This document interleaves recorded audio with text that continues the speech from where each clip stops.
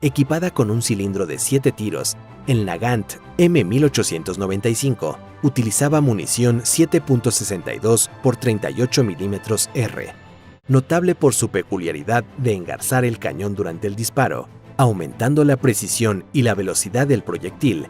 Esta característica también permitía el uso de un silenciador, algo poco habitual en los revólveres.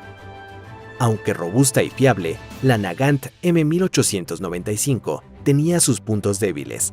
Su mecanismo de doble acción era notoriamente pesado, lo que dificultaba un disparo rápido y preciso. Además, su munición, aunque única, era menos potente que la munición típica de los revólveres contemporáneos.